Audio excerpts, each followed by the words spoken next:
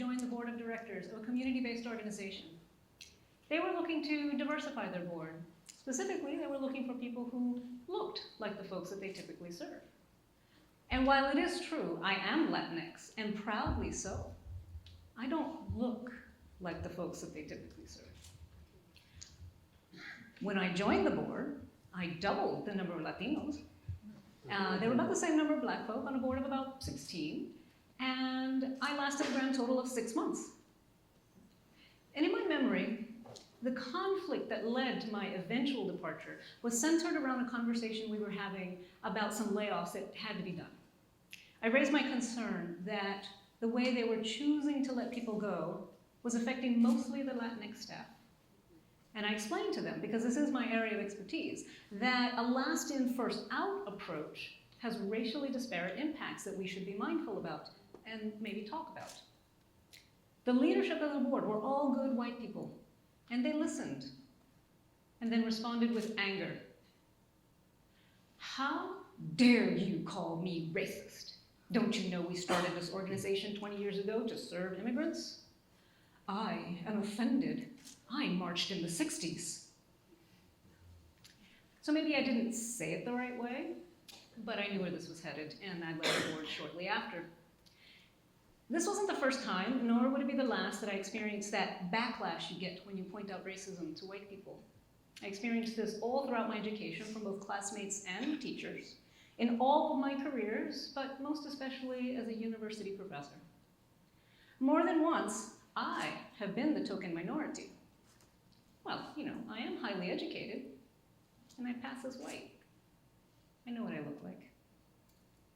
Yet, despite being so white passing, I too have been told to go back to where I come from for speaking perfectly fluent Spanglish on one of those liberal college campuses on the left coast. And right here in progressive Massachusetts, I, like other women of color, have been told that I'm not very collegial when I refuse to allow white people to take credit for my work. So, instead of burning everything down in a rage, what I do is integrate these experiences and the experiences of others with about 2 decades of research and teaching and learning into the work I do, not just in the classroom, but also in the diversity, equity, and inclusion space. And we all know, and we call this work DEI. We all know DEI work. It's that once-a-year workshop where you learn not to discriminate. Or where you learn about diverse peoples. I love being called diverse. It actually makes me feel like I am multitudes. But what I'm here today to share with you is that the way DEI has been done, and is still often done, is not working, and might actually be making things worse. The reliance on the once-a-year workshop or the emergency bias seminar after some incident doesn't work. And DEI that focuses on generating white sympathy for the oppression experienced by people of color also doesn't work. You see, the reasons why our institutions and our communities are struggling with diversity, equity, and inclusion is not because white people are insufficiently sympathetic. It is because of this phenomenon called whiteness. And we need to start talking about that, because whiteness is the cause of the lack of diversity, equity, inclusion, and belonging in our organizations, in our neighborhoods, and frankly, in our culture. And so that we understand each other, when I talk about whiteness, I'm not talking about your individual ethnic identity rooted in a European ancestry. When I talk about whiteness, I'm talking about these structures that allow organizations whose mission is to serve immigrants to maintain a predominantly white and non-immigrant leadership. I'm talking about these systems that allow white people to harass people of color by calling the police. I'm also talking about these practices of giving the benefit of the doubt and second chances to white people, even when they've been convicted of violating our laws. And I'm also talking about this cultural norm that prioritizes so-called order and civility over equity and justice. These systems and structures, practices and norms, in the end, reproduce white supremacy. And to be clear, white supremacy is more than the claim that white people are inherently superior and should dominate others. It is also the idea that white people and white culture are the norm, are the ideal, are the standard by which to judge everything. Now, white supremacy is in part an ideology, one that we did not create. We inherited this over 500 years of justifying racial subjugation. It's an ideology that has embedded ideas in our heads without our knowledge or permission. But nevertheless, white supremacy as an ideology reproduces itself and persists through these structures of whiteness. And we need to start talking about that if we are serious about creating equity, inclusion, and belonging. So how do we do that? I'm glad you asked. I've found that learning to talk about whiteness mindfully is best done through structured skill building and learning in racial affinity groups. So what does that look like? I'm going to give you some of the broad strokes. This approach focuses on developing listening and other communication skills. Now, we all need to learn how to talk about race. We know that. But in order to talk about whiteness mindfully, we need to practice listening with resilience and sitting with discomfort.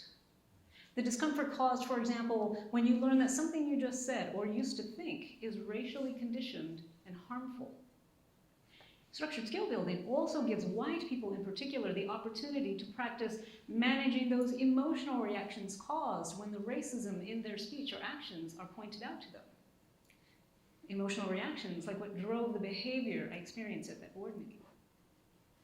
Now, there's lots of other skills that I think DEI and race education could emphasize more. One of them is bystander intervention. For example, what are you going to say when your colleague asks your new coworker who is of visibly Asian heritage where they are really from, when they just told you they're from San Diego? What are you going to do when your dear friend locks the car doors when a black man crosses the street in front of you? We need to learn to recognize these behaviors conditioned by whiteness. We need to learn to manage our own emotional reactions once we start to notice them. And then we need to actually practice saying the words we might use when confronted with them. And the practice, the regular practice, is important because there's no formula to this. How I might respond to racism may be different than how you respond to racism, even in the same context, and that is okay. Now, here's the other important thing.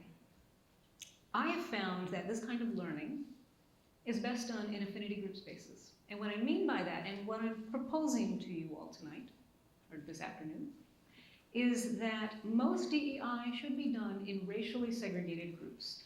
And I know that's going to make some people in this room very uncomfortable, so hear me out. DEI work focused on whiteness will make white people's racial selves and the very real consequences and benefits of being white visible to them often for the first time. This is a painful process for white people to go through. There is shame. There are tears, even paralysis. All the stages of grief are seen when white people learn that they too are part of a racial group and that some of their ideas and lots of their behaviors are inconsistent with how they want to see themselves. So I've learned that white people really do need their own safe space with their own people to be brave enough to go through this process of learning. Learning that white supremacy, it's not about good people versus bad people.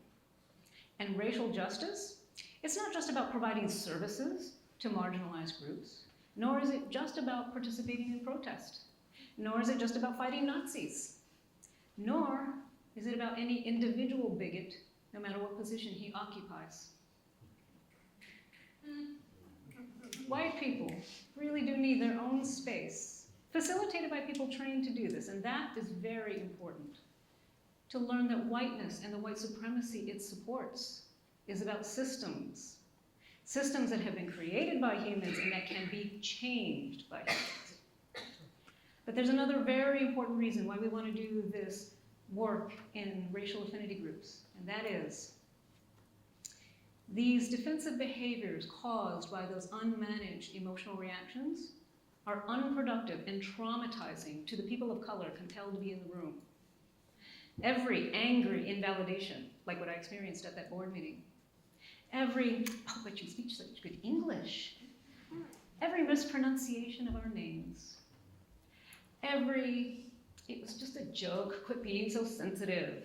It was just another painful reminder to people of color that we do not belong. And let's face it and be honest, people of color, we have our own learning and unlearning about racism to do. How we've internalized it, how we find ourselves reproducing white supremacy through our class racism, our gender racism, our queer racism, our colorism, our religious intolerance. We also have work to do on becoming allies and accountable to each other so that we can make real this idea that tu lucha es mi lucha. Your fight is my fight. And we also need skills. Tools of resilience and strategies of self-care, including skills in non-judgmental compassion for ourselves and others, so that we can survive and thrive in the spaces we choose to occupy. Now, I'm not going to lie to you. This work is not easy.